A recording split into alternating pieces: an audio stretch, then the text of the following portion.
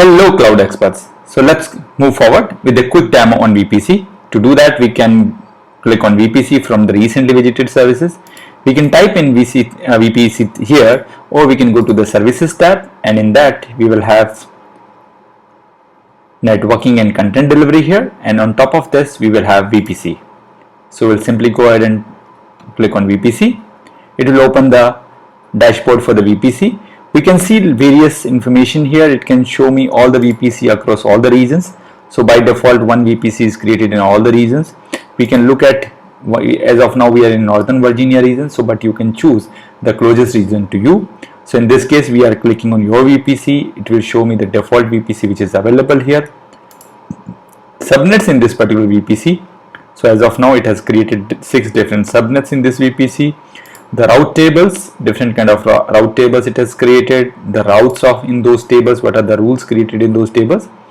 It has also created one internet gateway, and if you go down we have a lot of other options here: carrier gateways, DHCP option set, elastic IPs. Here we will look at 2 more details: network ACL and security groups. Now let's move forward and create a new VPC. To do this, simply we'll click on your VPC and create a new VPC. Now in this case what we are doing is giving a name for the VPC, CTG my VPC. So I'm just giving a CIDR block which is like 10.0.0.0/16. Either we want to use some IPv6 block, we can choose those options. Multiple options: no IPv6 CIDR blocks, Amazon provided IPv6 CIDR blocks, or some IPv6 CIDR block owned by me. So as of now I will go with no IPv6 CIDR block. Default options, I can go in tenancy option, I can go for either default and dedicated. In case of dedicated, you will get a dedicated host available for you, but that will cost you. So we'll go ahead with only default tenancy. We'll go ahead and create VPC. Our VPC is now created. Now we can see 2 different VPC here. One is CTG-my VPC, which is created by me, which has a VPC ID ending with A is 5. We will talk about it, why we are talking about it. In the CIDR block, what we see here is 10.0.0.0/16. Now if you look at subnets, we will not have any subnets created here, so it has only the old subnets available. We look at the route tables. If you see this, we have already created a new route table, and we will have the VPC ID ending with AE6. So we have created a new route table based on the new VPC.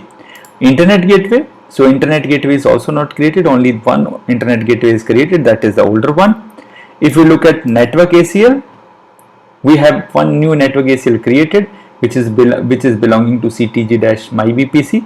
And security group, we have one more security group created, which is belonging to the new security, which is VPC ID with ending with AE5. So we have new security group created, new network ACL created, and some other details like route tables and other stuff are created. Subnets are not created. So we'll move forward and we'll go with subnet and create a new subnet. So in this case we are just giving subnet 1 is the name we are giving. VPC, we have to choose the VPC, so we'll choose the new VPC what we have created.